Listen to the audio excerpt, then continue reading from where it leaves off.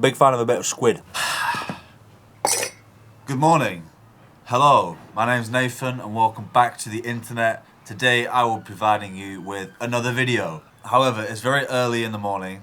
It's not, it's like 11:30. And I start my day off with a coffee. Little French press. Cafetiere, whatever you want to call it. I've just done some washing up. Love washing up, that's a lie. So today I feel like I want to make some calamari. Because I have some really nice panko breadcrumbs. I don't want to make a big dish today, so I'm thinking calamari. I haven't done fish in a while.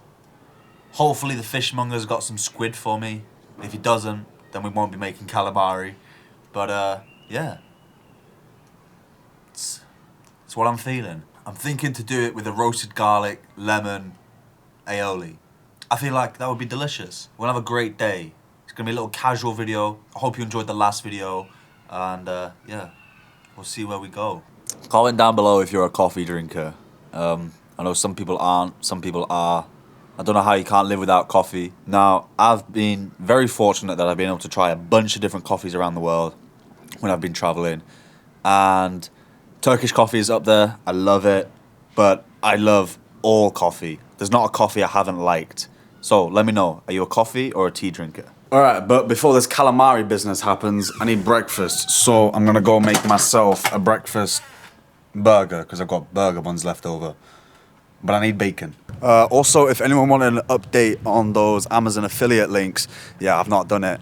Tried to do it, didn't know how to do it, gave up. I'll return to learning how to do it one day. I tried to set up my account and there were too many questions and then I got upset. But we're going to buy bacon now, which is more important.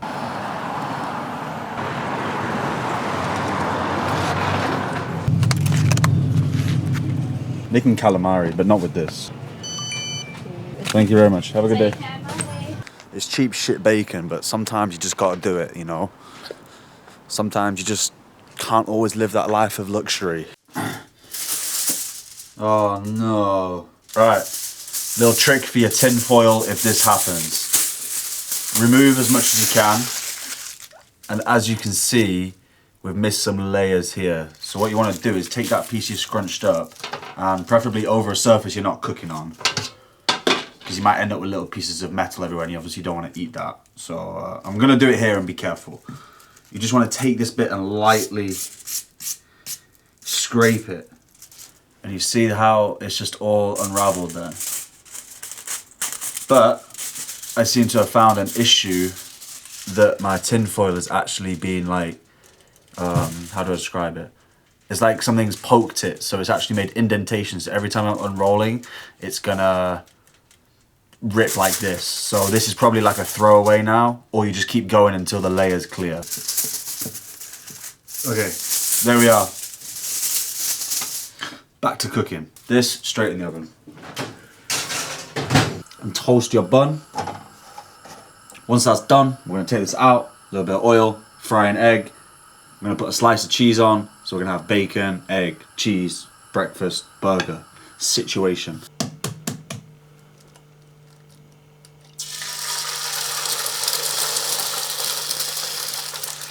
And always make sure you season your eggs and a little pepper. Place the egg on the bottom. That's gonna go on there. And then we're gonna add this bun to here. And just melt that in the oven. Cheese is melted. Add the bacon on top. And I'm making this video the day after I made the steak, chips, green sauce video. So I've got this green sauce left over, which I'm in love with. And this green sauce is spicy. Like I had some more yesterday after the video and it is so spicy, I love it. So we're gonna go a little dollop of that on the lid. Spread it around. And there you have egg, cheese, bacon, green chili sauce, breakfast burger. Let's tuck into this. See the yolk? That yolk is still runny, people. That is a delicious breakfast. Right, it's been a week since I filmed the rest of that video. Basically, what happened is I completely forgot I was filming a video that day. After I ate that little breakfast thing, I sort of forgot I was filming that day. So we're back here a week later, finishing off this calamari video for you. I've just been to my fishmongers. I've got 3 small little squid here. We're going to prepare them fully. We're going to fry them, and it's going to be fucking delicious. So squid can be a little bit intimidating to prepare. So today I'm just going to focus the camera on my chopping board and talk you through it, prepare it, fry it, eat it, and yeah, that's about it, mate. So I've got 3 little squid here. Now squid is going to be messy. It's going to be slimy, it's going to be messy. So I recommend just getting a load of kitchen roll ready to clear up any mess you're making. There's a squid. You got its body, you got the little wings, you've got its head and its tentacles. This is a little squid. So the first thing we're going to do is basically remove the head and the intestines from the body. So you just grab behind the head and gently pull. I want to try and not break these intestines. Just very gently pull out. And it should come out like that. Now if you pull it out tight, you're going to burst all these intestines and all these bits which we don't want. So put that there to a side. You can see its eyes are here. What we're going to do now is we're going to cut in front of these eyes to remove these tentacles which we can cook. So you just cut like that, and yeah, it's as simple as that. Now this doesn't really have a beak. It has a little beak here. It's quite soft, but you need to make sure you remove this little beak here. It's a little hard ball. So you can normally just pop that out and cut that off like that. And that there is your little piece of tentacle. Now if it's a big piece, you can cut it in half so it cooks more evenly, but this is quite small, so I'm going to leave this whole. And just discard of all these innards and its head in a separate bowl. So have a little workstation set up so you got your clean pieces and your obviously your scrap ready to throw away. Now inside every body there will be what we call is a quill. So you just remove that. That is just a very thin piece of cartilage, I guess. I don't actually know what it is, but it looks like a bird's feather. It's just a quill. So what you want to do now is get your finger underneath this skin and start removing it. And it's just going to come off pretty much in one piece. You do that on all the pieces you can see. If you find any excess pieces. Oh, now you see, because these are quite small, I've already actually started ripping off the wing. On larger ones, you might have to cut them off, but because this is a very small squid, this is just going to come off like this. And you want to make sure you remove any of the little like dangly bits, any of the tough pieces on there as well. And just clean it up basically. So we'll do that on the other one as well. That's just removed like that. You want to try and get rid of this outer layer here, the skin. And remove that to the side as well. Now just go back and remove any of these last little pieces. You want to be careful, take your time with this guys, you don't want to rush it. And that is pretty much good to go. That's your baby squid. This is going to make very small calamari, this. Normally you can buy frozen squid already prepared for you from most frozen fish aisles. So you just want to clean as you go as well. Make sure you clean as you go, and it's just going to help you stay all good. That doesn't make sense. Alright, so I'm just going to trim this little piece off here and discard that. That was just sort of like the end of it, so that's just going to be a bit... It's got some hard pieces on it which we don't really want to eat, so just chop off the end a little bit, get rid of that. And now we can just start cutting it into rings. Obviously if you've got a bigger squid, you're going to create bigger rings. So just cut that into even sized pieces.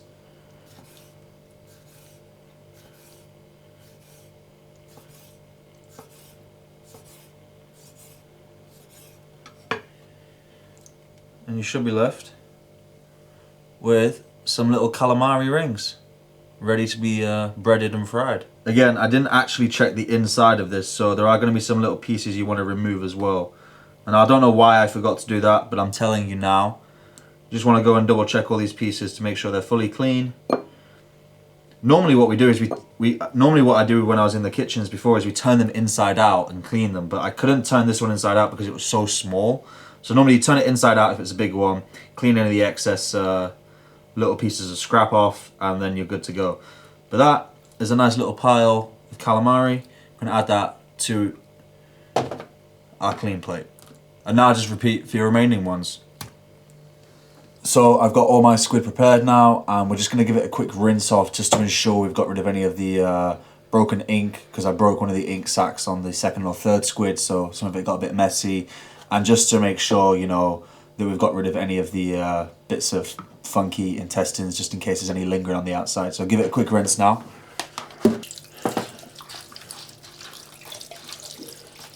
So just be gentle with it to make sure you don't break any of the pieces.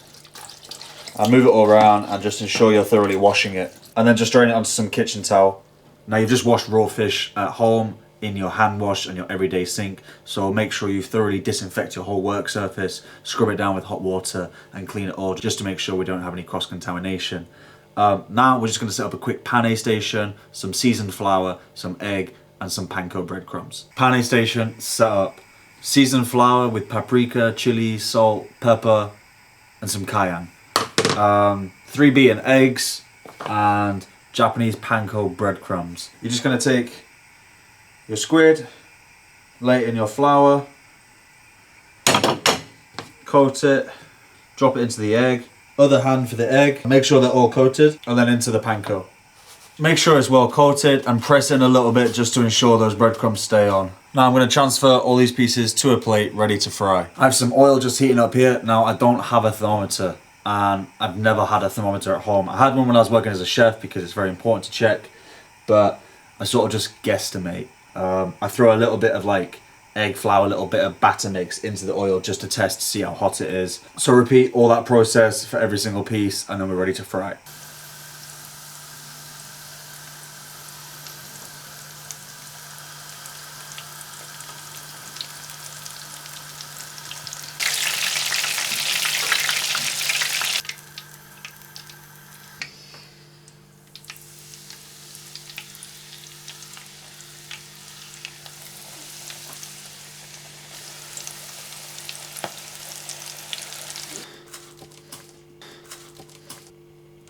I just dropped a calamari. Before I drop my calamari, I was going to explain. They've come out of the oil now and you want to hit them with a nice pinch of flaky sea salt from a good height, even distribution.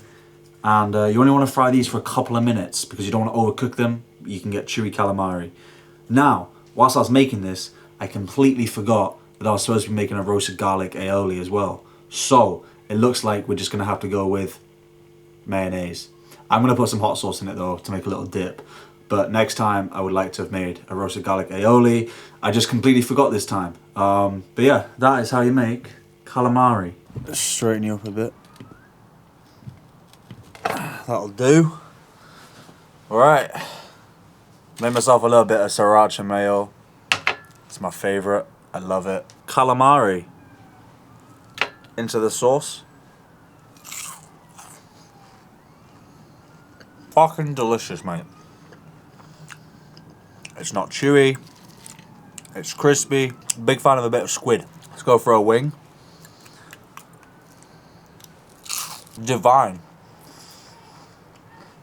Let's have a bit of tentacle. I love it. Well, that was a fun video. I'm gonna have to give this calamari an 8 out of 10. Turn on them notifications, you know, just in case you miss another video. Might be a week, might be 2. I guess we'll find out. But yeah, thank you very much for watching. I'll see you later.